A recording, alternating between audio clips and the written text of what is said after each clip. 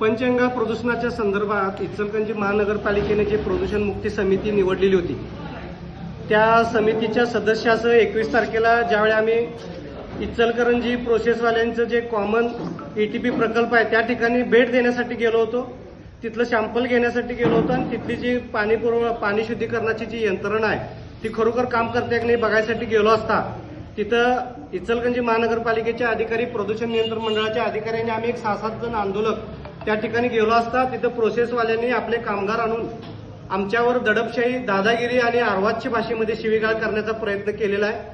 गेल्या 2 महिन्यामध्ये आंदोलनाच्या माध्यमातून ह्या प्रोसेसवाल्यांचा सगळा खोटेपणा उघड झालेला आहे। इचलकरंजी महानगरपालिकेचं जे मैलायुक्त सांडपाणी आहे ते पूर्णपणे काळ्या ओढ्यामध्ये बंद करा म्हणून सांगितलेलं असताना तिथं सुद्धा ओपनिंग ठेवून ते पाणी पुन्हा नदीमध्ये येतील अशी व्यवस्था या लोकांनी ठेवलेली आहे। आणि गेल्या 2 महिन्यामध्ये आम्ही सातत्याने इचलकरंजी महानगरपालिकेतल्या लोकांच्या सहानुभूतीनं इचलकरंजी महानगरपालिकेला, प्रोसेसवाल्यांना आणि प्रदूषण मंडळाला आम्ही वारंवार विनंत्या करून सुद्धा पंचगंगा नदीमध्ये पाणी सोडण्याचं यांचं षडयंत्र हे चालूच आहे।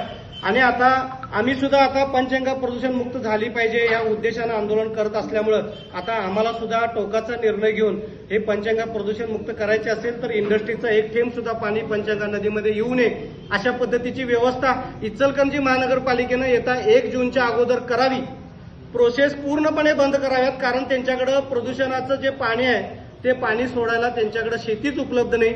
आणि जिल्हाधिकाऱ्यांचे आदेश आहेत, प्रदूषण मंडळाचे अधिकारी आदेश आहेत, महापौरांचे आदेश आहेत, तरी सुद्धा प्रोसेसवाले यामध्ये काम करायला तयार नाहीत। त्यामुळे आता आमच्या शहरातल्या, आमच्या तालुक्यातल्या 11 गावांचा, लोकांच्या, नागरिकांचा विचार करून आणि घटनेनं आम्हाला प्रदूषण मुक्त जीवन जगण्याचा अधिकार दिलेला असताना तो अबाधित राखण्यासाठी येत्या 1 तारखेपासून कुरुंदवाडमध्ये आम्ही 2 दिवसाचं धरणे आंदोलन करणार आहे। आणि जर इचलकरंजी महानगरपालिकेने, प्रदूषण मंडळाने जर कारवाई नाही केली तर 3 तारखेला इचलकरंजी शहराचा आम्ही नाईलाजानं आम्हाला पाणी पुरवठा रोखावा लागणार आहे, कारण आम्हाला त्यामध्ये जगण्याचा अधिकार मिळायला पाहिजे। या उद्देशानं आम्ही त्यांचं पाणी रोखणार आहे।